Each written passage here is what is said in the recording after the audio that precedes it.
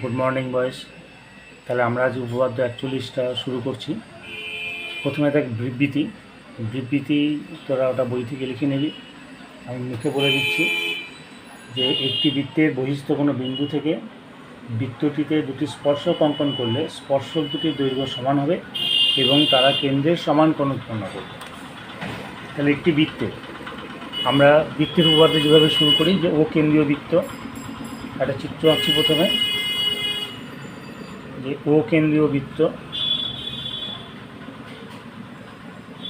বৃত্তের কেন্দ্র ও, তার বহিস্থ কোনো বিন্দু থেকে, তাই বলেছে তো বৃত্তের বহিস্থ কোনো বিন্দু, এটা ও ধরলাম। বৃত্তের বহিস্থ কোনো বিন্দু মনে কর পি ধরলাম। বহিস্থ কোনো বিন্দু থেকে বৃত্তের উপর দুটো স্পর্শক অঙ্কন করা যাবে, অর্থাৎ পি থেকে এই একটা স্পর্শক অঙ্কন করা যাবে, এই একটা স্পর্শক অঙ্কন করা যাবে। এটা স্কেল দিয়ে আঁকবি, আমি হাতে করে আঁকছি। তা এই দুটো স্পর্শক, তাদের নাম দিলাম যে পি এ পি বি। দুটো স্পর্শক অঙ্কন করা হলো পি আর পি বি। যেই স্পর্শক দুটো দৈর্ঘ্য সমান, অর্থাৎ পি এ আর পিবি সমান হবে। আর বলেছি তারা বৃত্তের কেন্দ্রে, মানে পি এ এবং পিবি এরা বৃত্তের কেন্দ্রে সমান কোণ উৎপন্ন করে। অর্থাৎ পি এ বৃত্তের কেন্দ্র ওতে যে কোণটা উৎপন্ন করছে সেটা হচ্ছে এটা, এই কোণটা এ ও পি। আর পিবি স্পর্শক বৃত্তের কেন্দ্রে যে কোণ উৎপন্ন করছে সেটা হচ্ছে এই কোণটা বিওপি। তাহলে এওপি আর বিওপি এই দুটো কোণের মান সমান হবে। তাহলে পুরো জিনিসটাকে আমাকে এখানে লিখতে হবে, ওটাই হচ্ছে প্রদত্ত। শুরু করতে হয় কীভাবে, যে ও কেন্দ্রীয় বৃত্তে। তাহলে ও কেন্দ্রীয় বৃত্তে, ও কেন্দ্রীয় বৃত্তে বৃত্তের বহিস্থ, যেমন ভাষায় বিবৃতি লেখা আছে সেভাবে লিখছি। বহিস্থ পি বিন্দু থেকে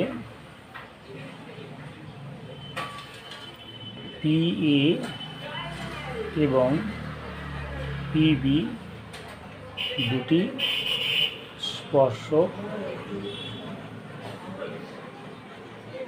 অঙ্কন করা হলো। স্পর্শক লিখলেও হবে, দুটি স্পর্শক যেখানে যেখানে এ এবং বি স্পর্শক দুটি স্পর্শবিন্দু।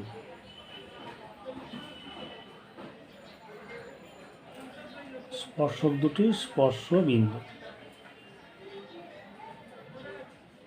মানে এবিগুলো যে স্পর্শবিন্দু সেটা একটু উল্লেখ করে দিলে ভালো হয়। এরপরে প্রমাণ কি করতে হবে, যে স্পর্শক দুটোর পি এবং পিবি এর দৈর্ঘ্য সমান। তাহলে প্রথম প্রমাণ যেটা করতে হবে যে P A is equal to PB. 2 নম্বর প্রমাণ কি করতে বলেছে, যে পি এ আর পিবি বৃত্তের কেন্দ্রের সমান কোণ উৎপন্ন করেছে, অর্থাৎ এই কোণটার মান সমান, অর্থাৎ AOP is equal to BOP. তাহলে angle AOP is equal to angle বা কোণ বিওপি। তাহলে এইভাবে আমরা প্রামাণ্যটা পেয়ে গেলাম। মানে এই প্রদত্ত প্রামাণ্য দুটি বিবৃতি থেকেই আসছে আর ছবি থেকে আসছে। অর্থাৎ চিত্রটা আমাকে আঁকতেই হবে। তোরা কিন্তু অনেকেই দেখছিলাম যে কাজগুলো তোরা জমা দিয়েছিস, তারা অনেকেই কিন্তু ছবিটা আঁকিস নি, চিত্র না এঁকেই তোরা শুরু করেছিস। এটা একদমই করা যাবে না, কারণ আমি যদি চিত্রটা না আঁকি তাহলে আমি কী করে আমি প্রদত্ত প্রামাণ্য এগুলো লিখতে পারছি। আর প্রদত্ত প্রামাণ্য না লিখতে পারলে তো বাকিটা হবেই না, ঠিক আছে? তাই আমাকে অবশ্যই চিত্রটা এঁকে তারপর শুরু করতে হবে, নাহলে কিন্তু কোনো নাম্বার পাওয়া যাবে না, মানে কোনো ক্রেডিট হবে না সেক্ষেত্রে। আচ্ছা, অঙ্কন এখানে কিছু নেই, প্রমাণ। মানে এটা পরিষ্কার যে আমাকে যেটা প্রমাণ করতে বলেছে যে এই এপি আর বিপি, মানে পি এ পিবি সমান, আর এই কোণটার সাথে এই কোণটার সমান। তা পরিষ্কার দেখা যাচ্ছে আমি যদি এই দুটো কোণকে সর্বসম দেখাতে পারি তাহলে কিন্তু আমরা সহজেই এই আমাদের প্রামাণ্যটাকে পেয়ে যাব। তা কীভাবে সর্বসম দেখাবো? তাই এই যে স্পর্শক সংক্রান্ত উপপাদ্যের একদম প্রথম যেটা করিয়েছিলাম আগের দিন, সেটা হচ্ছে 40 উপপাদ্য। 40 উপপাদ্যে কী লেখা ছিল, যে কোনো স্পর্শক আর স্পর্শবিন্দুগামী ব্যাসার্ধ, তার পি এ যদি স্পর্শক হয় এ তো স্পর্শবিন্দুগামী, এ তো স্পর্শবিন্দু, তাহলে ও এ হচ্ছে স্পর্শবিন্দুগামী ব্যাসার্ধ। তাহলে এই স্পর্শক আর স্পর্শবিন্দুগামী ব্যাসার্ধ এরা পরস্পর লম্ব, অর্থাৎ এইটা একটা সমকোণ তৈরি করছে, মানে এটা লম্ব। একই রকমভাবে পিবি স্পর্শক আর বি স্পর্শবিন্দু, তাহলে ওবি হচ্ছে স্পর্শবিন্দুগামী ব্যাসার্ধ, তাহলে এই কোণটা হচ্ছে সমকোণ। এইটা প্রথমে করে নিতে হবে যে এ বিন্দুতে পি এ স্পর্শক এবং ও এ স্পর্শবিন্দুগামী ব্যাসার্ধ, স্পর্শবিন্দুগামী ব্যাসার্ধ। তাহলে আমরা কী লিখতে পারি? সুতরাং ও এ লম্ব, ও এ লম্ব পি, ঠিক আছে, ও এ লম্ব পি, না ও এটা স্পর্শকের উপর লম্ব, ব্যাসার্ধ স্পর্শকের উপর লম্ব হবে। একই রকমভাবে বি বিন্দুতে একই লেখা, পি বি হচ্ছে স্পর্শক এবং ও বি স্পর্শবিন্দুগামী ব্যাসার্ধ, স্পর্শবিন্দুগামী ব্যাসার্ধ। তাহলে একই কারণেই ও বি অর্থাৎ এই স্পর্শবিন্দুগামী ব্যাসার্ধ এটা লম্ব হবে পিবি এর ওপর, মানে ও বি পিবি এর ওপরে লম্ব। তাহলে আমি কী পেলাম? যে এটা একটা সমকোণ, এটা একটা সমকোণ, মানে সমকোণী ত্রিভুজ।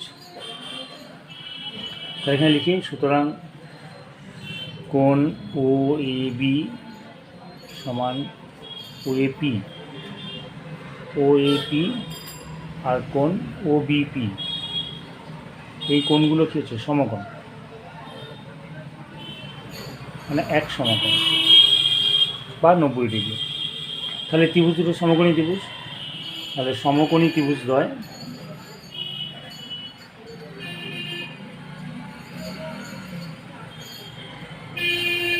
সমকোণী ত্রিভুজ দ্বয়, ত্রিভুজ ওপরের ত্রিভুজটার নাম হচ্ছে, তাহলে কি ওপরের ত্রিভুজটার নাম দিই এওপি, এওপি এবং ত্রিভুজ বিওপি।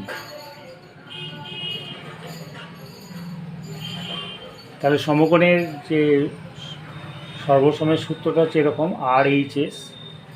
আর মানে সমকোণ বোঝায়, সমকোণ তো এখানে লেখা হয়ে গেছে। এইচ মানে কি বোঝায়? এইচ মানে হাইপোটেনিউস বা অতিভুজ বোঝায়, আর এস মানে যে কোনো একটা সাইড। তাহলে দেখ এখানে এইটা যদি সমকোণ হয় তাহলে ওপি হচ্ছে অতিভুজ, আবার বি যদি সমকোণ হয় তাহলে এখানে ওপি অতিভুজ, তাহলে ওপিটা হচ্ছে সাধারণ বাহু অতিভুজ। তাহলে 1 নম্বর যে মিলটা পাচ্ছি যে অতিভুজ ওপি ইজ ইকুয়াল টু ওপি, তাই তো, সাধারণ বাহু দুটো ত্রিভুজই আছে। তাহলে একটা মিল পেলাম, মানে দুটো সমকোণী ত্রিভুজের অতিভুজটা একই বা সমান। নাম্বার 2, দেখ ও এ আর ওবি সমান, কেন না একই বৃত্তের ব্যাসার্ধ। তার একটা সাইডও পেয়ে গেলাম, ও এ ইজ ইকুয়াল টু ওবি, একই বৃত্তের ব্যাসার্ধ, একই বৃত্তের ব্যাসার্ধ, ঠিক আছে। তাহলে আমরা কী পাচ্ছি এখান থেকে? তাহলে আরএইচএস সূত্রানুসারে সমকোণ অতিভুজ আর বাহু সমান পেয়েছি, তাহলে এটা একটা সর্বসম ত্রিভুজ, এই দুটো ত্রিভুজ সর্বসম। সুতরাং ত্রিভুজ এ ও পি সর্বসম, ত্রিভুজ বি ও পি পাশে লিখে দেব আর এইচএস সর্বসমতা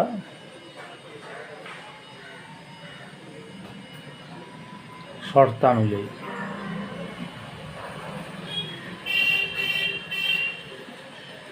ঠিক আছে, আর এইচএস সর্বসমতা শর্তানুযায়ী।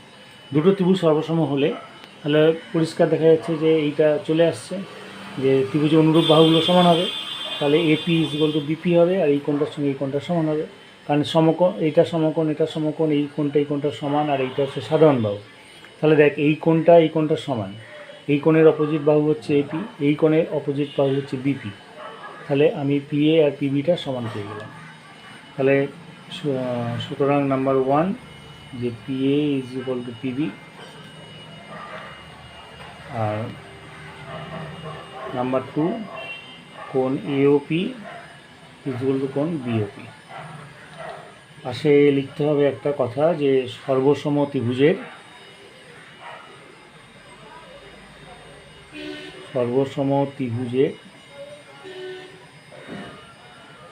অনুরূপ বাহু কোণ। তাই তো, এটা অনুরূপ বাহু, এটা অনুরূপ কোণ। বুঝতে পেরেছি? সর্বসম ত্রিভুজ আমরা তো পেয়েছি এই কোণটার সঙ্গে এই কোণটার সমান, তাহলে এই কোণের বিপরীত বাহুর সঙ্গে এই কোণের বিপরীত বাহু সমান হবে, তার মানে পি এ সমান পিবি হয়ে গেল। ঠিক আছে, আর এই কোণটা এই কোণটার সমকোণ, এই বাহুটার সমান, এগুলো সর্বসমতা আমরা পেয়েছিলাম, তাই এটা এখানে লিখে দিতে হবে, সর্বসম ত্রিভুজে অনুরূপ বাহু বা কোণ। আর এখানে অবশ্যই লিখে দেবো প্রমাণিত।